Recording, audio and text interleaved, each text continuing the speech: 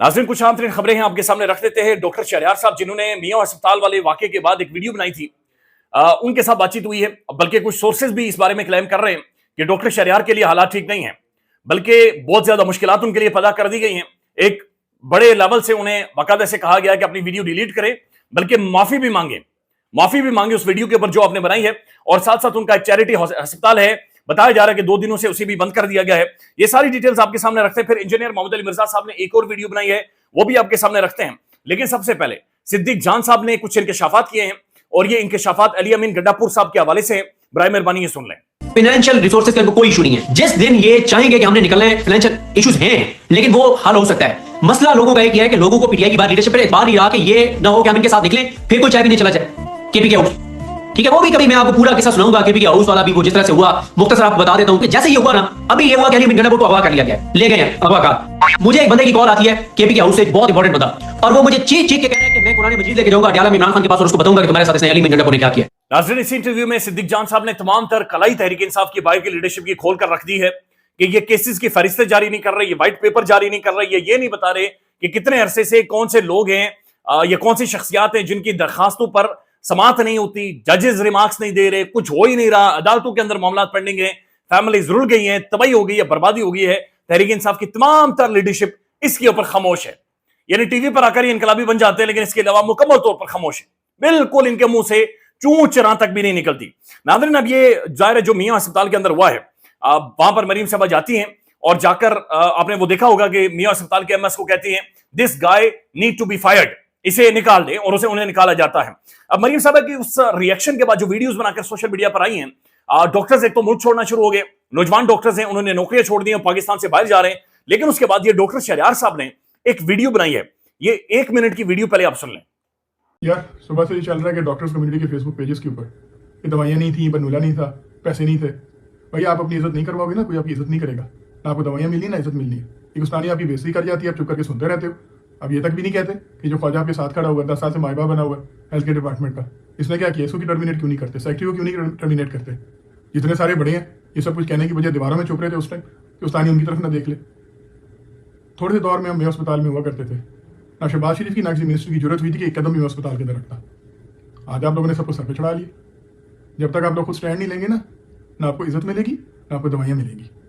आप लोग सब ना एक पोल्ट्री फार्म की तरह, जब बंदा चूजा पकड़ने आता है ना ज़बह करने के लिए, सारे चूजे इधर उधर भागते हैं कि शायद हम बच जाएंगे, शायद हम सारी जिंदगी सालों तक जिंदा रह लेंगे। ऐसा नहीं होने वाला। अगली बारी आपकी आएगी, उसके बाद उससे अगली बारी उससे अगले बंदे की आएगी। It's time to take a stand. अगर स्टैंड नहीं ले सकते तो फिर 2-3 दिन फेसबुक बोलोगे और झांकी तरफ बैठ जाओगे। That's what going to happen. अब अचानक से जो डॉक्टर शहरयार हैं, इनके ऊपर एफआईआर होती है, और आईजी पंजाब ने 8 माह कबल एहलकारों के दौरान ड्यूटी सोशल मीडिया इस्तेमाल करने पर पाबंदी आयद की थी। भक्कर पुलिस के एहलकारों ने दौरान ड्यूटी सोशल मीडिया इस्तेमाल करते हुए एक डॉक्टर के खिलाफ मुकदमा दर्ज कर दिया है। मुकदमा डॉक्टर के खिलाफ ज़ीर-ए-आला पंजाब के लिए नामुनासिब अल्फाज तहरीर करने पर पीका एक्ट के तहत किया गया है। यानी डॉक्टर शहरयार के खिलाफ एक बाकायदा से मुकदमा हो गया है। अब डॉक्टर शहरयार साहब के बारे में जो इतलात आ रही हैं, जो सोर्सेज क्लेम कर रहे हैं, बड़े करीबी लोग उनके क्लेम कर रहे हैं कि डॉक्टर शहरयार से मुतालबा किया जा रहा है, बल्कि पंजाब ब्यूरोक्रेसी की एक बड़ी शख्सियत ने उनसे बातचीत की है और उनसे यह कहा है कि वीडियो फौरी तौर पर डिलीट करें और माफी मांगे। और फिर यह भी खबरें आ रही है कि डॉक्टर शहरयार साहब के जो 2 अस्पताल है उन्हें सील कर दिया गया है, और ये चैरिटी अस्पताल है, यानी वो खुद अपनी तरफ से लोगों का मुफ्त इलाज करते हैं, लेकिन उन्हें बंद कर दिया गया है, उन्हें सील कर दिया गया है। बल्कि एक डॉक्टर साहब उन्हीं अस्पतालों के अंदर से क्या फरमा रहे हैं, ये भी सुन लें। मैं अभी ऑपरेट कर रहा था तो मुझे मेरे असिस्टेंट ने बताया कि बाहर बहुत ज़्यादा पुलिस है, तो मैं ऑपरेट छोड़ के मुझे बाहर आना पड़ा। जब मैंने बाहर देखा तो बहुत ज़्यादा पुलिस मौजूद थी और वो थिएटर बंद करना चाह रहे थे। तो मैंने उनको कहा कि भाई ऑपरेशन हो रहे हैं, काइंडली पेशेंट जीए के अंदर अंडर हैं, आप यहाँ से चले जाएँ। वो नीचे गए, उन्होंने फार्मेसी बंद की, हमारा एडमिन ऑफिस बंद किया। फार्मेसी में एनेस्थीसिया की ड्रग्स थी जो कि हमें चाहिए होती है। पेशेंट जीए में था, कोरोना हमें चाहिए था, और दूसरी मेडिसिन हमें चाहिए थी, क्योंकि ऑपरेशन थिएटर हमारे 4 at a time operation theatre चल रहे थे, वो वर्किंग थे। तो उन्होंने सारी चीज़ें सील कर दी। हमें उन पेशेंट्स के लिए कुरान के लिए हमें बाहर बंदे भिजवाने पड़े कि हम ऑपरेशन कंप्लीट कर सकें, और हम बाहर की फार्मेसी से कुरान लेकर आए। आप लोगों का किसी के साथ कुछ भी होगा, लेकिन हॉस्पिटल का क्या कसूर है, गरीब लोगों का क्या कसूर है जिनके ऑपरेट हो रहे हैं, और आप इस तरह की हरकतें कर रहे हैं और हॉस्पिटल पर दावा बोल रहे हैं। इंसानियत कोई चीज़ है, shame on you people.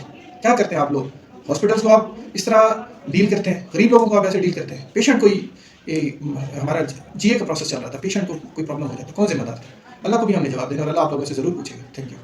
Doctor Shahryar, उनके अस्पताल, उनका कारोबार और वो सारी चीज़ें ज़ाहिर है ठीक नहीं है उनके लिए, और हमने कोशिश की कि उनका हम इंटरव्यू कर सके, लेकिन जाहिर है उनका ये कहना है कि भाई मैं इस पोजीशन में नहीं हूं कि मैं किसी भी तरह का इंटरव्यू दे सकूं, गुफ्तगू कर सकूं, बातचीत कर सकूं। बल्कि उन्होंने तो ये यहां तक कहा कि मेरे साथ प्लीज बराए मेहरबानी कोई भी मीडिया का बंदा रब्ता ना करे, आपको अंदाजा नहीं है मैं किस कर्ब और दर्द से और मेंटल ट्रॉमा से गुजर रहा हूं।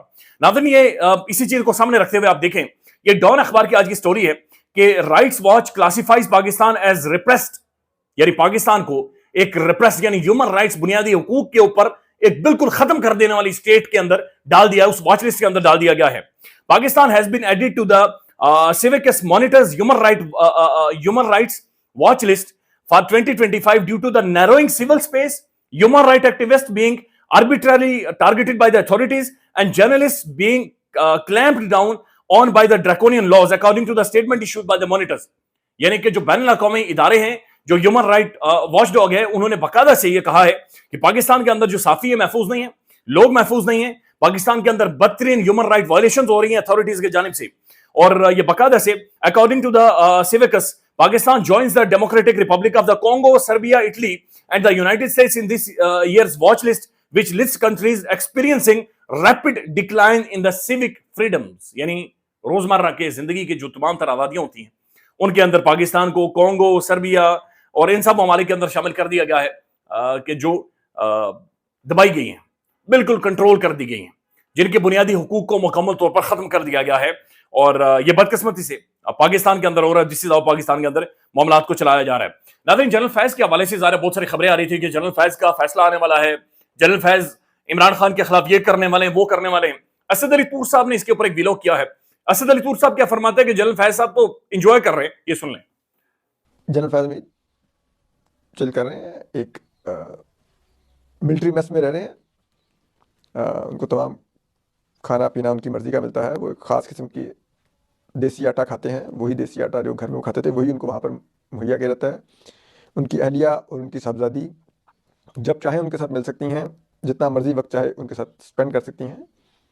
तो सिविलियन और फौजी में फ़र्क होता है, ठीक है। आप लोग कह रहे होंगे शायद पीटीआई के कारकुनों के साथ जो हो रहा था कि जमेरात को भी कभी मुलाकात नहीं करने दी जाती थी, और किस अंदाज में हाथों में बेड़ियाँ। अब नासिर मोहतरम इंजीनियर मोहम्मद अली मिर्जा साहब, यानी इंजीनियर साहब, पता नहीं अचानक से इंजीनियर साहब को कोई महसूस हुआ है कि उनके 20,000 सब्सक्राइबर बढ़ गए हैं। और ये 20,000 सब्सक्राइबर उनके तब बढ़े जब उन्होंने इमरान रियाज खान साहब के हवाले से गुफ्तगू और बातचीत की है। एक तो उनकी तू तड़ा कम हो गई है, लेकिन 20,000 सब्सक्राइबर और रीच बढ़ी है, और फिर मेरे जनाब फॉलोअर बढ़ गए हैं। ये इंजीनियर साहब का अपनी हालिया वीडियो में कहना है।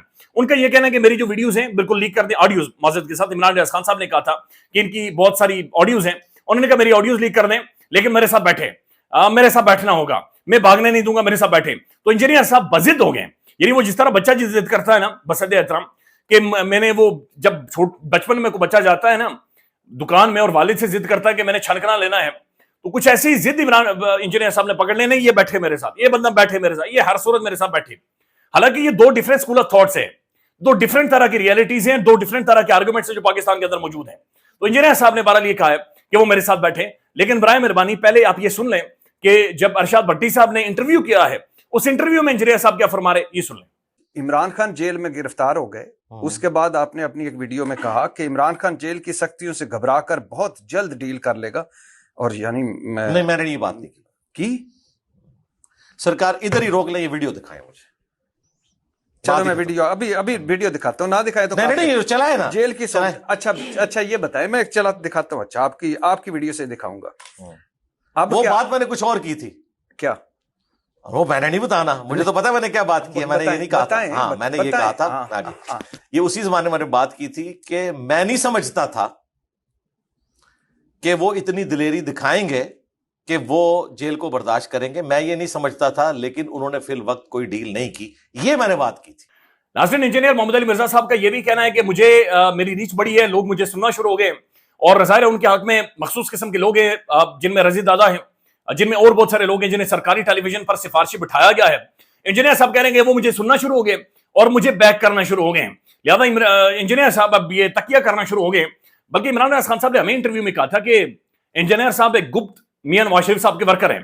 तो इंजीनियर साहब बड़ा सेलिब्रेट कर रहे हैं और वो बड़े खुश हो रहे इस चीज के ऊपर कि नून लीग के लोग अब उन्हें सुनना शुरू हो गए हैं।